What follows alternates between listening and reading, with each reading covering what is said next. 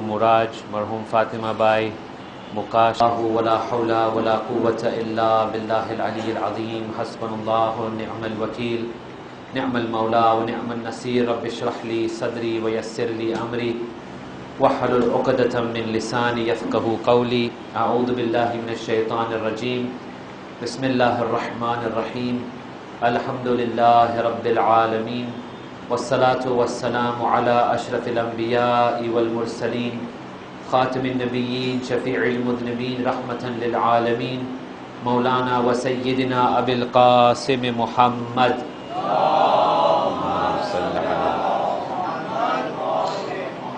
وعلى آله الطيبين الطاهرين المعصومين المنتجبين المظلومين الهداة المهديين لا سيما بقية الله في الأرض أرواحنا له الفداء ولعنة الله على أعدائهم أجمعين من الآن إلى قيام يوم الدين.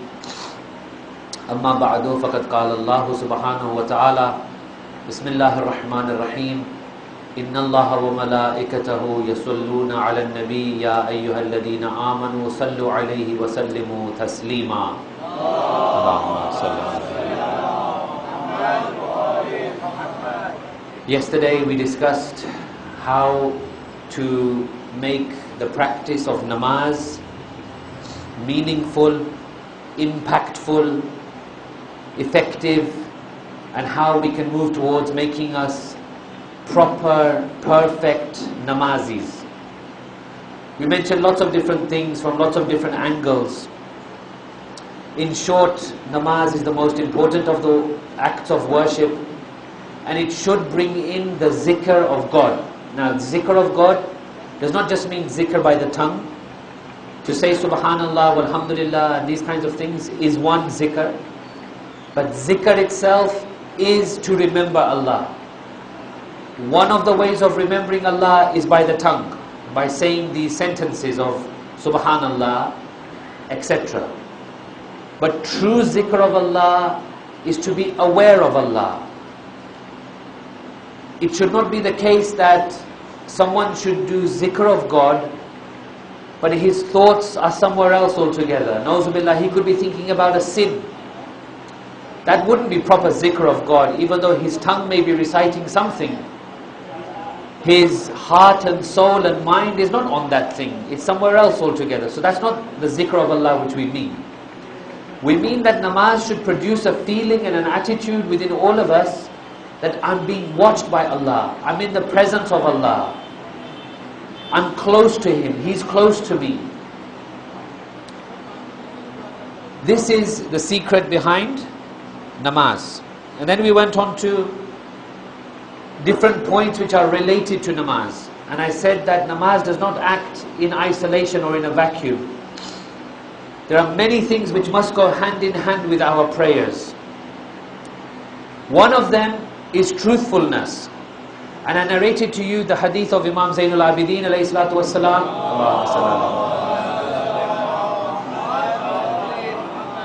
where he was asked, tell me the entirety of religion. And Imam replied, speaking the truth, judging with justice, and keeping promises. Yesterday someone asked me, in that case, if that is what Islam is, then what about everything else? What about prayers and fasting and Quran and all of these other things, Hajj, all of the other rules and regulations? So let me just clarify this point. When Imam says that this is the entirety of religion, what he means is that if someone truthfully practices these three things will lead him on to everything else in religion. Let me give you an example. Speaking truth. To what extent? In which situation? You ask a politician to speak the truth. He'll say, I will speak the truth only where it suits me and my party. Other than that, I will spin it around and I will give you a different answer and I will fool you. The questioner asks one thing, he spins it around and he gives something else. Promises. Keeping of promises. We have two types of promises. Promise to one another and our promise to Allah. He has taken already a promise from us before we came into this world. Justice. How do we learn justice? In what context is justice? Who defines justice? Who tells me what is justice? In my country, justice is a different thing. In this country, it's a different thing. Every person, every community, every culture will look at justice in a different way. If I am to properly implement these three things, I will have to look at the lives of the Ma'asumeen. I will have to look at Quran. I will have to look at the laws of religion. I will have to look at the akhlaq of the Imams. I will have to look at my duty towards Allah. I will have to look at it all through the prism of religion. So whenever we find these kinds of sayings by the Ma'asumeen, that this is religion, it doesn't mean literally that this is it and there's nothing else. It means the deeper you go into these things and when you do them properly, you will have to come to the conclusion that I can only practice these three from the viewpoint of religion. Otherwise, I'm practicing them 50%. And that's not what the Imam means. So keeping of promises, I can only know through religion. Justice, I can understand through religion. Contracts and promises and dealings I have through religion. So, when Imam says that these three is what you need in order to understand religion, what he means is that you make this a basis for yourself. If this is your ethical basis, it will lead you onto everything else if you do it properly. So this is the meaning of that hadith. May Allah give us tawfiq, inshallah, to understand it properly. With one salawat ala Muhammad wa ala Muhammad. And then I mentioned sajda, very important act within Islam. The closest a person can come in terms of a physical position to Allah is in sajda. Imam Jafar as-Sadiq alayhi salam says, Allahumma salli. Inna aqraba ma yakunu al-abd min al-Rabbi azza wa jalla wa huwa sajidun bak. The closest a servant can come to his Lord is when he is in the position of sajda, crying. The sajda position is very, very effective for communication with Allah. In the times of Jahiliyyah, before the Holy Prophet came, they say something to the Holy Prophet when he's teaching about prayers and they see sajda and they realize that nothing else is going to stop this Islamic movement. They realize that they have no other option but to accept Islam. What they tried to do for a long time was to accept Islam on their terms. So they came to the Holy Prophet and they said, we are willing to accept. We are willing to do everything you say.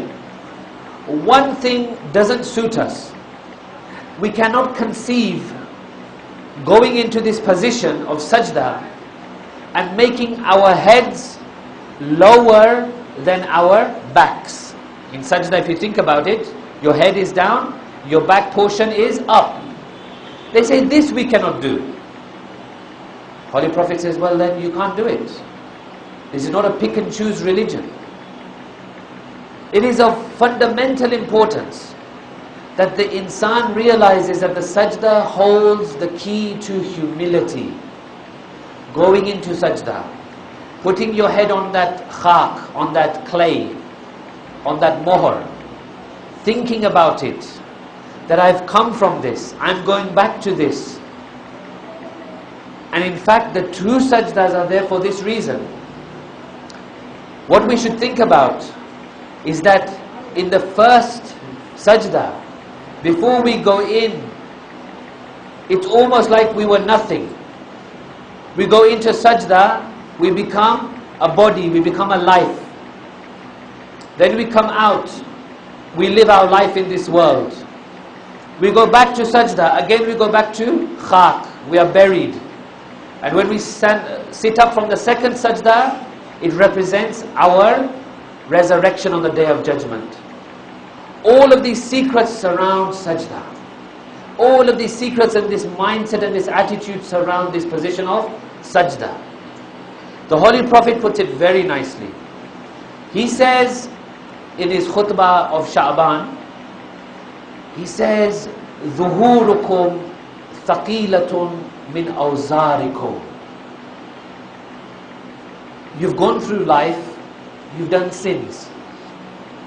These sins are like a weight on your back and upon your shoulders, and they build up like a tower on your back.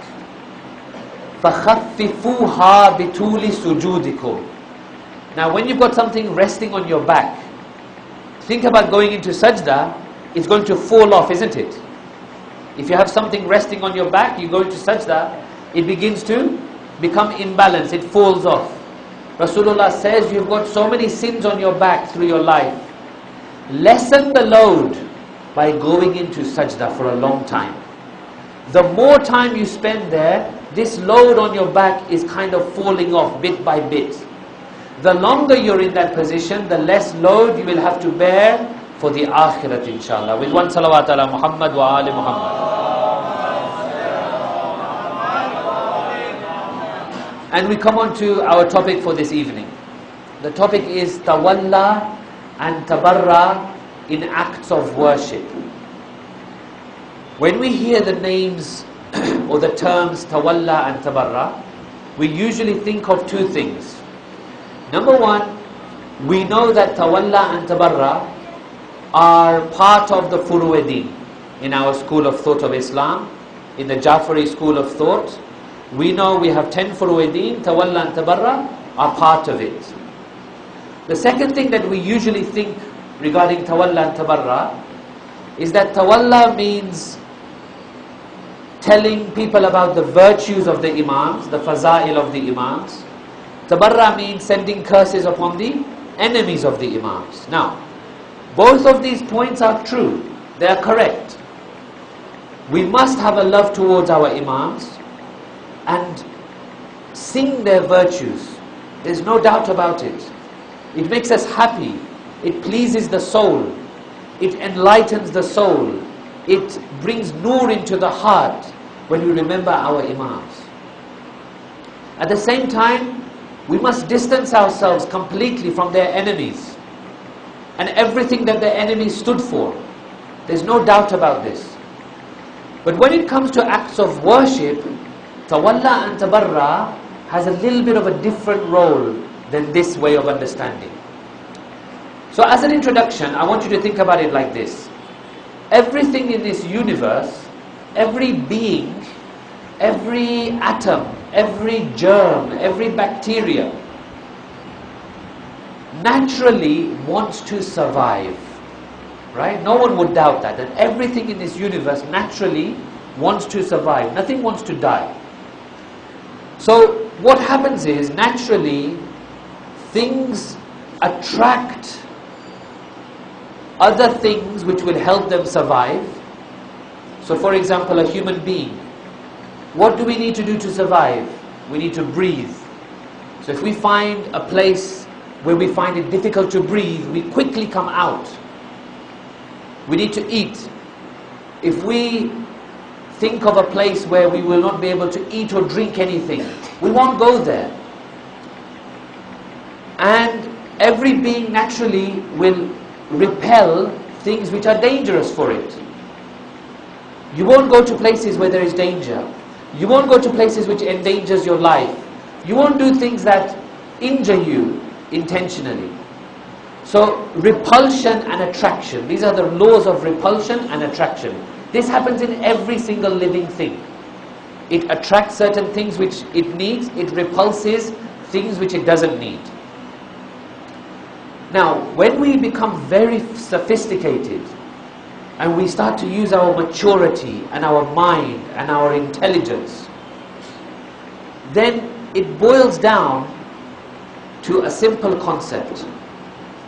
What things do I need to live my real life, which is my spiritual life, and what things are going to damage me in living my spiritual life? Right? So we've taken the same concept from a worldly life into a spiritual life. And as you know, our life does not end here. This is just one world. We die here, we're raised in another world. We die in barzakh, we're raised in akhirat. Right? So sometimes it makes me think, some of the religions who believe in reincarnation, dying and being born, maybe it's coming from that same root, but it's slightly become distorted. So we never die. None of us here will ever die properly. We are always going to live from this moment on forever. It's just that our life will take different forms. So when it comes down to our minds and in a spiritual sense, we have to think, what is going to help me in my spiritual life? What is going to harm me in my spiritual life? When we understand what will help us in our spiritual life, we will call that Tawalla. And when we understand what is going to harm us in our spiritual life, we will call that Tabarra. Right? So now, what we've done is spiritually we've now started to give things labels. Tawalla is what will help me in my life. Tabarra is what will harm me in my life. With one salawat ala Muhammad wa ali Muhammad. Now, in the life hereafter, the Quran mentions that every person will be presented in front of Allah. And Allah will judge them. What will He judge them by? So the Quran says, وَالْوَزْنُ يَوْمَئِذٍ الْحَقِّ. The measure of that day, or if you like, the currency of that day, will be truth, haqq. So Allah will take my deeds, beliefs and ethics, akhlaq, aqaid and actions, a'mal. And He'll put it in one side of the scale. On the other side of the scale, He'll put haqq, truth. And He'll see how much of this person's deeds are compliant with haqq and how much of it is not. The more which is compliant with haqq, the better. The more which is not compliant with haqq is bad for me. So the wazn, the weight on that day will be truth, haqq. So I have to be very careful that everything I do has to be full of truth. My beliefs must be true, my ethics must be true, my actions must be true. If only there was something that could make my actions on that scale in front of Allah very heavy with haqq. Isn't it? If only there was something. Well, there is. There is something which drastically makes the scale of deeds heavy with haqq. The Holy Prophet says, وَمَنْ أَكْثَرَ فِيهِ مِنَ الصَّلَاةَ عَلَيَّ ثَقَّلَ اللَّهُ مِيزَانَهُ يَوْمَ تُخَفَّفَ فِيهِ الْمَوَازِينَ. A person that recites salawat upon me, Allah will make his scale so heavy on the day in which other scales will be light.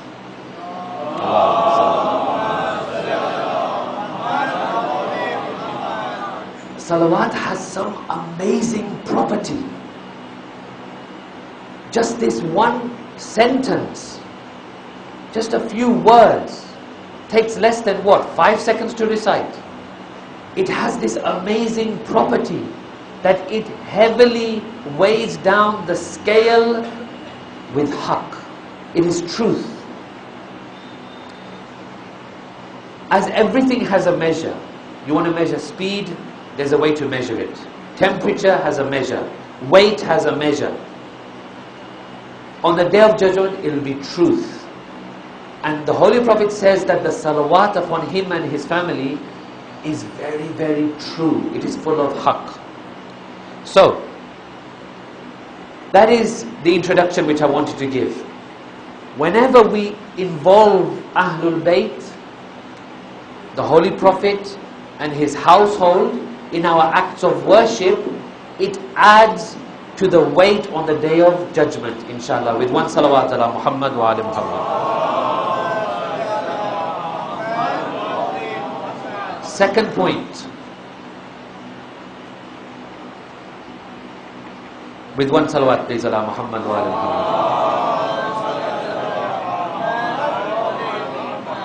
Second point which I wanted to mention. Ulama have described Ahlul Bayt's position even when they are not in this world. For example, right now, we have one Imam in this world. We have 13 Mahsumeen who have physically left this world, but it doesn't matter. Because what happens is, even though they are not physically present, they have a role to play. They have intercession to do. They can be a wasata for us in front of Allah. They can help channel our hajat, du'as, ibadat, our desires, our wishes towards Allah subhanahu wa ta'ala. That's one. But they have another role. The other role is that not only do they channel things from us to Allah, they also channel things from Allah back to us. So what they do is they act as the channels of grace. When Allah subhanahu wa ta'ala wishes anything good to happen on the earth, He will always channel it through the Ahlul Bayt. This is why it's very famous that on Laylatul Qadr, تَنَزَّلُ الْمَلَائِكَةُ وَالرُّوحُ فِيهَا بِإِذْنِ رَبِّهِمْ. The angels descend with the affairs of their Lord. Now where do these affairs go? Do they sprinkle them on the earth? Do they put it onto people? No. It goes to the 12th Imam because he is the channel of grace from Allah back to the people. So not only do they act as channels from us to Allah, but also from Allah back down to us. So what happens is, we read in the Quran that Allah subhanahu wa ta'ala says, إِنَّ اللَّهَ وَمَلَائِكَتَهُ يُصَلُّونَ عَلَى النَّبِيِّ يَا أَيُّهَا الَّذِينَ آمَنُوا صَلُّوا عَلَيْهِ وَسَلِّمُوا تَسْلِيمًا. That surely Allah and His angels send salutations on the Holy Prophet. O you who believe, you also send salutations. So what this means is that Allah subhanahu wa ta'ala is asking us to send salutations, to send blessings and barakat. A question for you. Someone like us, we are sinful, we've made mistakes, we are far from perfect. Does it seem right that we are able to send blessings upon the Holy Prophet? Could the Holy Prophet benefit from our prayers? It doesn't seem likely. The ulama say no. This is not likely that the Holy Prophet, being in the position he is, would benefit from our kind of prayers. Instead, what is more likely is that Allah subhanahu wa ta'ala is saying, send your salawat upon the Prophet and his family, and from that blessing, I will start with the Holy Prophet, but that salawat will filter down through him and his family, and it's going to reach you anyway. It's actually going to come back onto you. Now, the question arises, has anyone heard of us sending salawat upon ourselves? We've always heard that it's upon the Prophet. The verse of salawat is in Surah Al-Ahzab, verse number 56. I'm going to tell you another verse from the same surah, verse number 43. See what you think about this. Bismillahir Rahmanir Rahim. Huwa alladhi yusalli alaykum. He is the one who sends salawat upon you, meaning people. So Allah is already saying that He sends salawat upon us. His salawat upon us is mercy, blessing, forgiveness, grace. وَمَلَائِكَتُهُ, and His angels do the same thing. Why? لِيُخْرِجَكُم مِّنَ الظُّلُمَاتِ إِلَى النُّورِ. He wants to take you out of darkness and put you into light. He wants to guide you. He sends His blessings upon you for this reason. Therefore, whenever we send salawat upon the Holy Prophet and his family, that salawat is actually helping us to guide us towards the Holy Prophet and his family. You see the link? In one verse we are saying, oh Allah, Allah is saying, I beg your pardon, Allah is saying that I send salawat and my angel send salawat upon you all so that you are guided. And then He's telling us to send salawat upon the Prophet and his family. It's for more guidance, so that we can channel the salawat onto the Holy Prophet, which filters down and reaches each and every one of us as a grace from Allah subhanahu wa ta'ala and as a blessing from the Holy Prophet. With one salawat ala Muhammad wa ali Muhammad.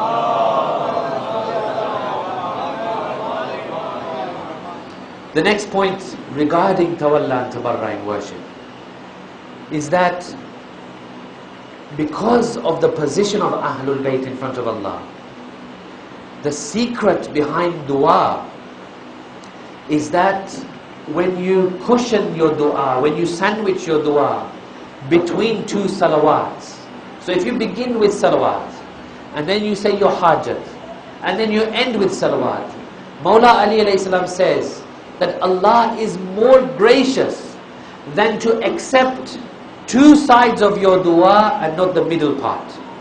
He will always accept the first salawat, He will always accept the salawat at the end. And because you've taken the time and trouble to do that, He will accept the middle portion as well. Whenever you recite your duas, remember Ahlul Bayt. Remember them in salawat.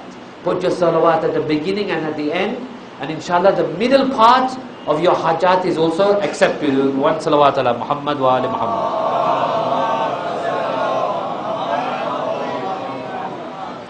The fourth point which I wanted to mention regarding Tawalla and Tabarra.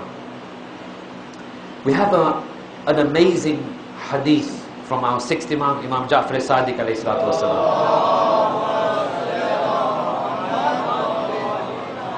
He says, once a mu'min dies from this world and he enters the grave, he will find a very strange and wonderful thing happens inside his grave. This is for a mu'min, someone who would practice and believe. Imam says, as he enters his grave, as the soil is put on top, as the people leave,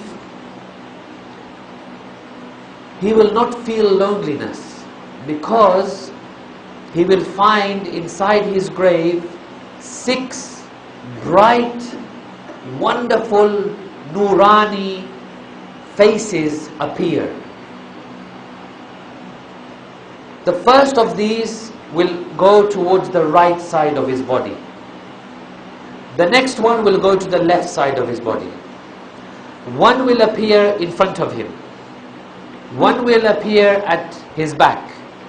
One will be at his feet, and one will be at his head. The one at his head is special. The other 5 look the same. The one at the head is more great, more bright, more good looking than the other 5. What starts to happen is the questioning and the trials of the grave will begin. Whenever a trial starts to happen to this person, and let's say a punishment approaches him from the right side, the bright face of the right side will protect him and nothing will happen. When it happens from the left side, the left one will protect him. If it tries to happen from on top, the one in front of his face will protect him, etc., etc. All of these different 5 beautiful creatures will start to protect him. He will not feel any of the azab of the qabr. Once this happens, these 6 beings, these 6 Nurani faces, they'll begin to interact and speak to one another. The one at the head will begin. It will say, tell me, who are you 5? Introduce yourselves. So the first one, which is on the right, will say, I am the namaz of this person. He prayed me in such a wonderful way that today I have been sent by Allah to protect him on one side. The one on the left will say, I am zakat of this person.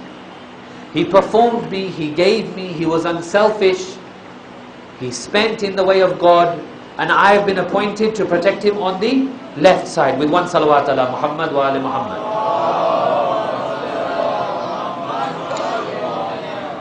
The one at the feet will say, I am the kindness of this person. The kindness that he did to his fellow brothers and sisters. He would help them.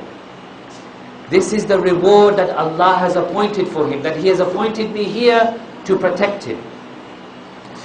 The one at the back will say, I am his Hajj and I am his Umrah.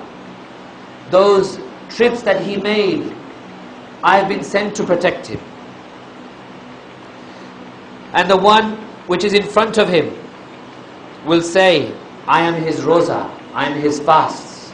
He kept me in such a way that I have been sent to protect him. Then the 5 of them will get together and they will ask the one near the head. They will say, but who are you? You are more bright, you are more wonderful, you are more good looking than all of us. That one at the head will say, Anal wilaya li Muhammadin wa ali Muhammad.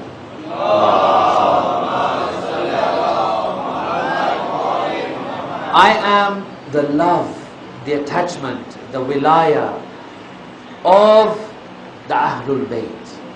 He kept me in his life. He held me. He protected me, and I have been sent to protect him. All of the others are inferior to wilaya. Wilaya holds them all together. How do we learn namaz? You'll see hundreds of different styles of namaz. Of the way people hold their hands, of the way they pray, of what they say, of how they perform wuzu. How do we know that ours is correct? We have wilaya. Roza, when to break the fast, when to start the fast, what breaks the fast, how to keep the fast, what is the deeper understanding of the Roza, comes from Ahlul Bayt. Hajj and Umrah comes from Ahlul Bayt. Kindness, the way to treat people, comes from Ahlul Bayt. Whatever we do must be in the light of wilaya, must be in the light of the teachings of Ahlul Bayt. Now, on one occasion, one of the Bedouin Arabs came to the Holy Prophet sallallahu alaihi wasallam.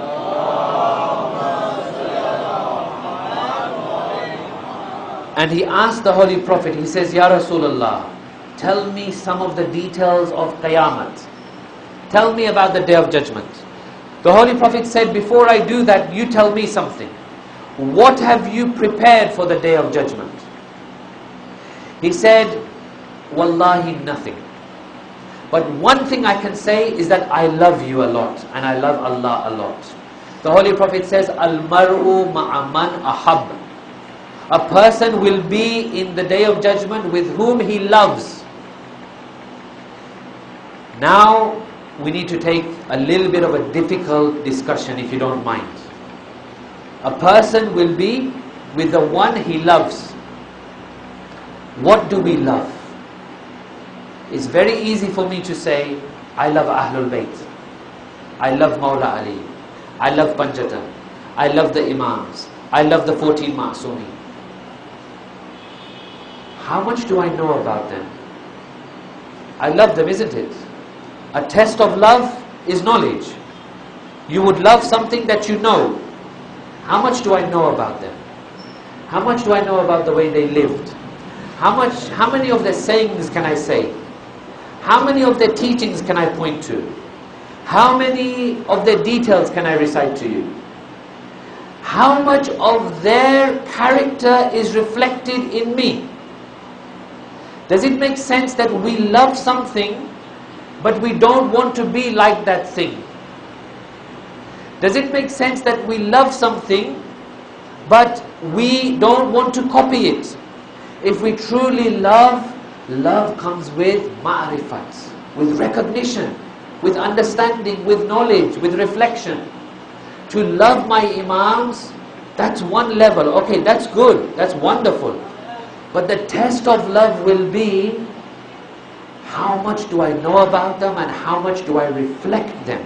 Let me tell you something about the Day of Judgment with one salawat ala Muhammad wa ala Muhammad. The Day of Judgment will be that place where the deepest secrets of a human being will be displayed. The very deepest thing that you did not want anyone to know in this world will be displayed in the hereafter. One example. A proud person, someone who in their life had takabbur and ghurur, how would they be raised on the Day of Judgment? You would think that someone who is proud on the Day of Judgment will be raised as a kind of mighty creature. Because of their pride, in this world they thought themselves as superior and big and mighty. So Allah, you'd think, Allah would raise him as a mighty creature to show his takabbur. Not at all. Allah will raise that person as an ant. He will be in the form of an ant that will be constantly stepped upon. He'll be kicked from side to side. He'll be hurt by others' feet. Why an ant? Because a proud person has a disease of takabbur. But the seed of takabbur is not pride and arrogance, it is inferiority. A person who suffers from inferiority inside has to show that he is proud and mutakabbir and maghrur. That's the thing. So Allah will not raise him on his takabbur. We see takabbur. Allah will not see takabbur. Allah will see that inside actually he's a very small inferior person. Because of his inferiority, he's acting as a proud person. So on the Day of Judgment, Allah will bring out the very deepest thing in that person. Not the zahiri thing which we see. The very core of that person will raise on the Day of Judgment. So he's raised as an ant. Now when the Holy Prophet says, Al-mar'u ma'a man ahab, every person will be raised with whom he loves, we have to ask, what do I love? What gets me going in the morning? Really and truly, is it my love of religion that gets me up in the morning? Is it the love of Ahlul Bayt which makes me go through my day? Is that what's in my mind? Or is it how much money have I made today? What expenses do I have around the corner? When will I be able to afford a new car? When will I be able to afford a new apartment? When will I be able to get a raise in salary? Is it when will I be able to, for example, get married? When will I be able to do this, this and this? What is really pumping us up throughout the day? What is keeping us going? Because that is our love. That is the thing we love. We may love Ahlul Bayt, but is it our deepest love? Is it our most sincere love? You remember a few nights ago I gave you the story of Abdullah ibn Khur al-Juhfi, the one who said, "Oh Mawla, I would be with you, but I have a wife and children and other commitments." Hand on heart, how many of us would have said the same thing to Imam Hussein? Difficult question, isn't it? Very, very difficult question. We must very carefully assess ourselves. We love Ahlul Bayt. That's why we're sitting in this room right now. And that's wonderful. May Allah increase our love for Ahlul Bayt. But we must bring that love of Ahlul Bayt on top of every other love. We should not be loving them as a kind of side issue, or when we have time, or after other loves. We should bring their love up to the top. Then we can say that we will be raised with them. Otherwise, we are raised with our true love. Our true love may be something very bad in the life hereafter. We pray to Allah for tawfiq to protect us from any false loves, and we ask Him for tawfiq to have the love of Ahlul Bayt raised to the very top in our hearts, inshallah. With one salawat ala Muhammad wa ali Muhammad.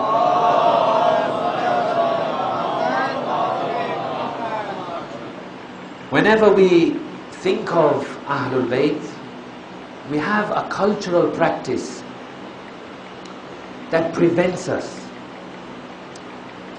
The cultural practice which we have, which exists in many cultures, not just like an Indian subcontinent thing at all, We hear a story of the Imams and we say, but he was an Imam. I can't do that. Now, when it comes to receiving revelation from Allah, when it comes to explaining deep aspects of Quran, when it comes to commentating upon the hereafter, when it comes to miraculous deeds and miracles, that statement is true. He was an Imam, I can't do that. Because Allah has not put it on any of us to do these things. He's not told me and you to do miracles or to say things about the Akhirat. But where that sentence is not true is in the akhlaq and actions of the daily lives of the Imams. There we cannot say he was an Imam, therefore he could do that. Quick example. Janab Fizza. Janab Fizza is one of the 14 Masumin, but she was included in the 3-day fast of Surah Hal-Ata. When Imam Hassan and Imam Hussein became ill and they kept a nazar, then we will fast for 3 days upon the advice of the Holy Prophet. Janab Fizza was also in there. She also participated. Janab Salman, he was born a Muslim. At least he changed religions twice before accepting Islam. Changing religion, not being born a Muslim, did not prevent the Holy Prophet from saying, Salmanu minna ahlal bayt. Salman is from one of us. Abu Dhar, born a Muslim. Abu Dhar heard about the Holy Prophet, came to Medina, came to Makkah, met the Holy Prophet, and then accepted Islam properly. So where are their names in the list of the Ma'sumin? Let me give you another very mind-boggling thing. I hope you don't mind if I speak about this a little bit more with one salawat ala Muhammad wa ala Muhammad.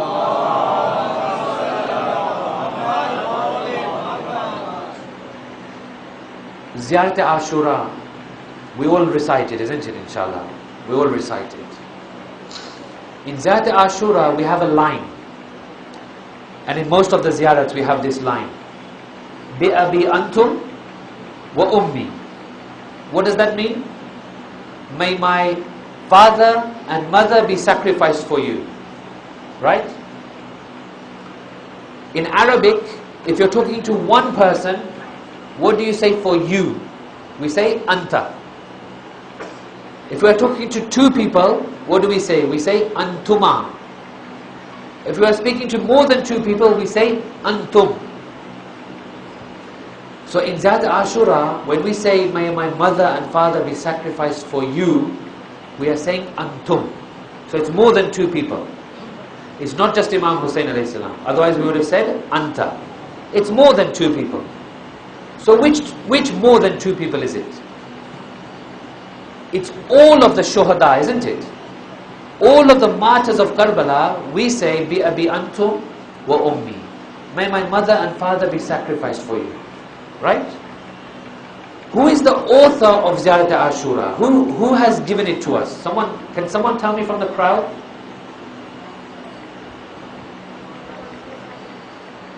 Can I have a loud salawat for this young man? Allahumma salli ala. 100% correct. Imam Jafar Sadiq is the author of Ziyarat Ashura. So Imam Sadiq is saying, may my mother and father be sacrificed for you. Who was the father of Imam Sadiq? Imam Muhammad Baqir. So Imam Sadiq is saying, may Imam Muhammad Baqir be sacrificed upon you, O Shuhada of Karbala. That includes Imam Hussein and other than Imam Hussein. It includes people who are not even Ma'asum. It includes people who joined Imam Hussein's army on that morning, like Janab Hur. Do you see the power that can happen in your soul when you join onto the Imams with Tawalla and Tabarra properly, you can join them to such an extent, you don't become an Imam, you're not a Ma'asum, that's understandable, but you are so close to them and you walk on their path that the Imams are giving you respect. They're giving respect to the Shuhada of Karbala other than Imam Hussain alayhi salam. That's very interesting, isn't it? When you think about it like that. Imam Sadiq alayhi salam is the author. He's saying, may my father be sacrificed for you. His father is the 5th Imam.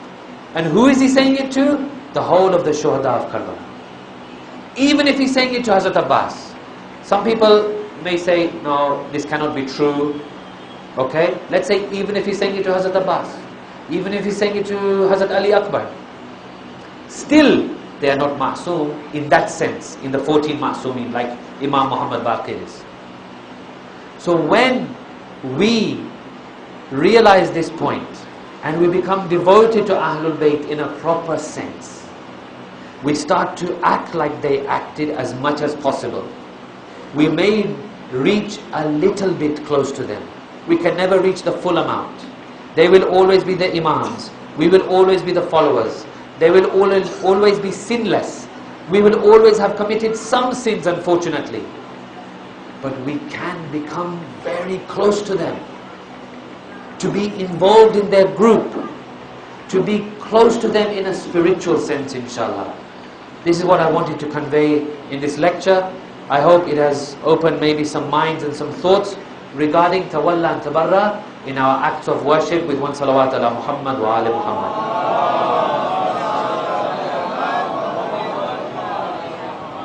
On the plains of Karbala, every member of the Panjatan was represented.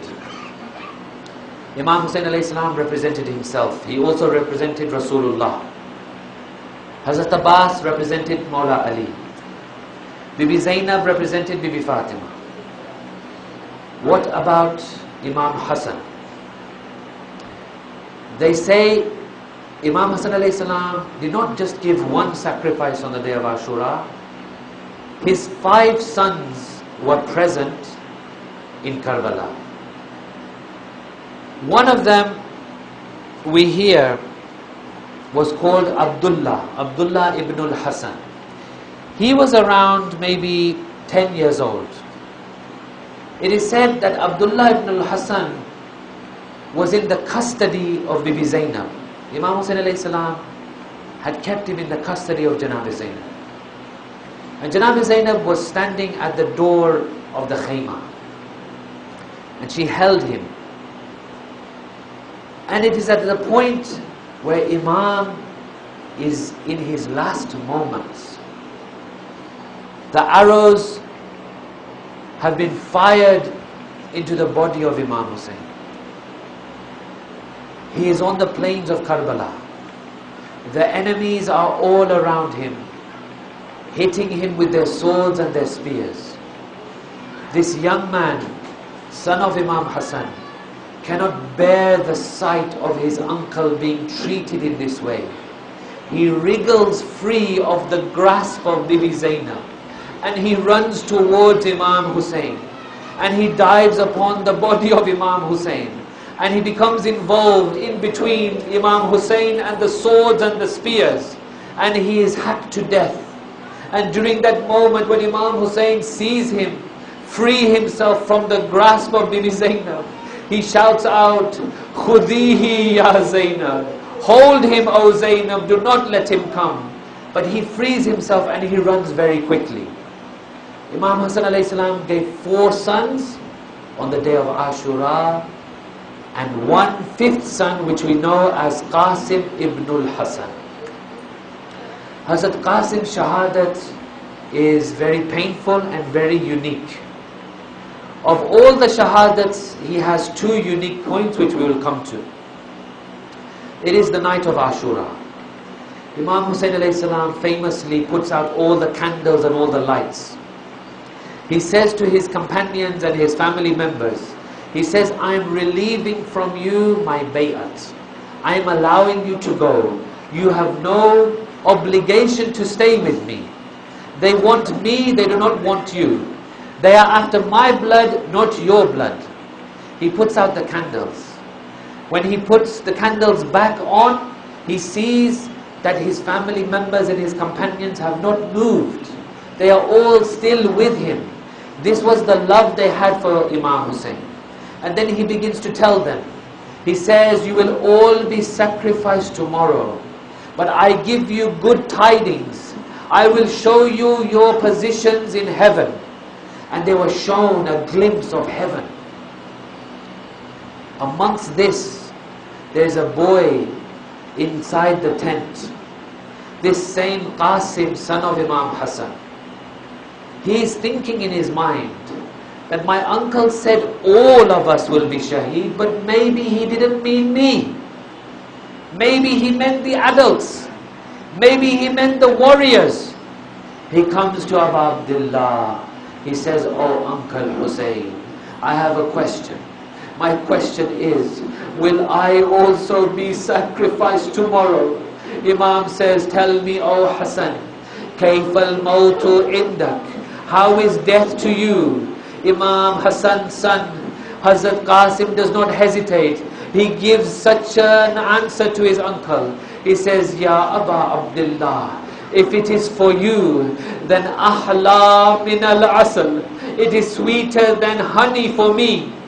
The next day, after Janab Ali Akbar has been shaheed, a few of the other family members have been martyred.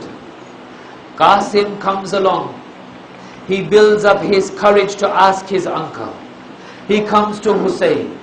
He says, oh Uncle Hussein, I have come to ask you for permission to go and fight. Imam Hussein refuses.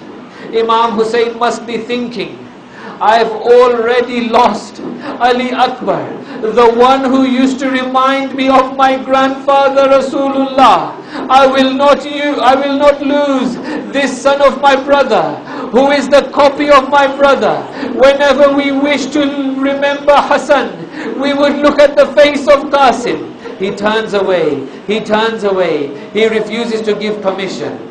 Imam Hassan's son Janab Qasim is confused. Now what does he do? He goes towards his mother Farwa. He says, Mother, a time has come. I wish to go to fight for my uncle, but he is not giving me permission.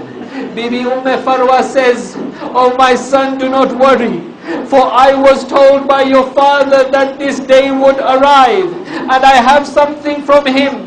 He told me that when things become difficult on the day of Ashura, you are to open this bundle which I have prepared for you. Some say it was a bazu band. It was a locket on the arm of Janab Qasim. Some say it was a bundle that she had in her possession. She opens the bundle, and in this bundle there are two letters. One letter is addressed to my dear son Qasim. The other letter is addressed to my beloved brother Hussein. She takes the letter addressed to Janab Qasim. She gives it to him. He opens the letter. He reads. It is written, from your dear loving father to his dear loving son. O Qasim, when it is required to give the sacrifice, you are not to hesitate.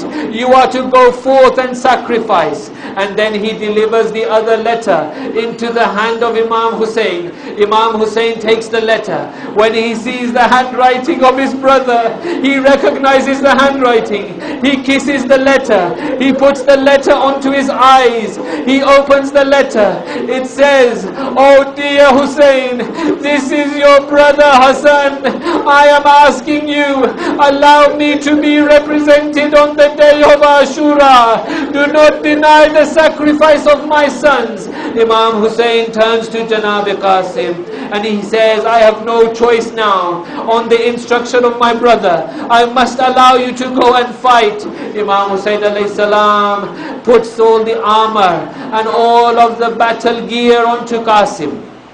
The historians narrate that this nephew and uncle, when Qasim becomes ready for battle, they have a final embrace. They hug each other. They say Qasim was so small that his head came only to the chest of Hussein, and they embraced and they cried upon one another for a long time. And then Imam Hussein allows Qasim to go. Qasim, son of Imam Hassan, goes onto the horse and he rides out into the plains of Karbala. They say that he fought with such bravery that in the end the enemies had to resort to two cowardly tactics. The first was that they began to rain down the arrows upon the head of Janab Qasim. Umar Asad says, bring him down at any cost. We cannot afford him to fight any longer. The other tactic they used was to use long spears and lances to hit Janab Qasim and push him off from the horse. When Janab Qasim hits the ground, as every shaheed did, he cries out, Adrikni ya Amma, oh my uncle, come to me. But there is a difference, brothers and sisters. In Qasim's case, with every shaheed, he would cry out one time, Adrikni ya Aba Abdullah. But Qasim cried out again and again, because before Hussein could reach the body of Qasim, Umar Asad gave the order. He says, before Hussein can reach, get the horses together, ride over the body of Qasim. Every time the horse rode over the body, Qasim would shout, Adrikni ya Aba Abdullah. Again the horses would come. He would shout, Adrikni ya Aba Abdullah. Again and again the horses were made to ride upon the body of the son of Imam Hassan. When Imam Hussein reached the body, he found that now he wanted to take the body back to the khayma. He used to take every single body back to the khayma. But in the case of Janab Qasim, the other unique thing was that there was no body remaining. Instead, Hussein had to pick up the different pieces of the body of Janab Qasim. Sometimes he would pick up one side, the other side would fall down. Sometimes the other side would fall down. Salam on Janab Qasim, salam on Imam Hassan, salam to you, O Aba Abdullah al-Hussein. Let us remember all our marhumeen with Al-Fatiha.